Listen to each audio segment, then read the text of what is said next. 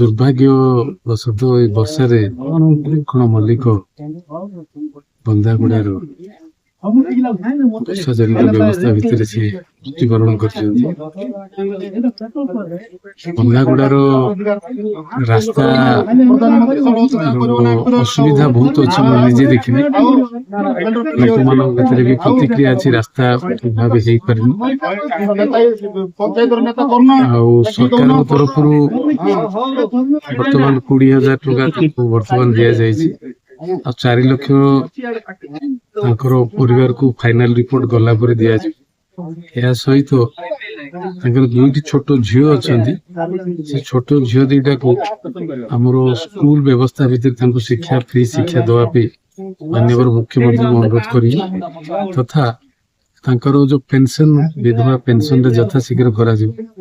ତାଙ୍କର ଘରର ଉନ୍ନତି ପାଇଁ ସଂସଦୀୟ ଯୋଜନାରେ ପ୍ରାୟୋରିଟି ବେସିସରେ ତାଙ୍କୁ ଇମିଡିଏଟ ସାଂକ୍ସନ କରାଯିବ।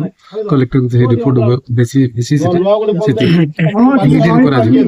ପରବର୍ତ୍ତୀ ପର୍ଯ୍ୟାୟରେ ଯୋଉ ରାସ୍ତାର ଯୋଉ ଅବସ୍ଥା ଅଛି ତାକୁ ମୁଁ ଆଲୋଚନା ମାଧ୍ୟମରେ ଯୋଉ ଫାଇନାଲ ରିପୋର୍ଟ ଗଲା ପରେ ମୁଖ୍ୟମନ୍ତ୍ରୀଙ୍କୁ ସହିତ ଆଲୋଚନା କରି ରାସ୍ତାକୁ ବି ଶୀଘ୍ର ବ୍ୟବସ୍ଥା କରାଯିବ। सर जो रास्ता घाट डैमेज है से रिस्टोरेशन ପାଇଁ कौन सब व्यवस्था करा जायछि? वर्तमान प्रिलिमिनरी रिपोर्ट पे प्रिपेयर करूछंती। अब आज सब ऑफिसर्स माने मो रिव्यू नवा पे चिंता करथि, किंतु जेहेतु ऑफिसर्स माने सो रोड नेटवर्क रे काम रे व्यस्त अछंती। नेक्स्ट फेज रे हमें बसिया काम करियो। तापर सहित स्पेशल पैकेज मुख्यमंत्री को मु दाबी रखी छी गजपति जिला पे।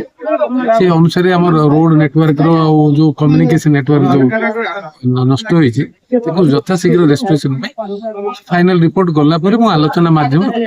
सर पेगड़ा गाँव रे वर्तमान सुधा बापा पांकर सब पेकड़ गाँव रे रायगढ़ सेठी के जिबा तो से स्पॉट को जिबा देखि आ चाष जमी बहुत क्षय क्षति होईछि लोकंकर जीवन। फाइनल प्रिलिमिनरी रिपोर्ट तो दिया जायछि। वर्तमान फाइनल रिपोर्ट आसला पर क्षय क्षति आकलन हो तापे मुख्यमंत्री को अनुरोध करे स्पेशल पैकेज आपर जेमिति गजपति जिला को विचार करिवे ताको अनुरोध करे।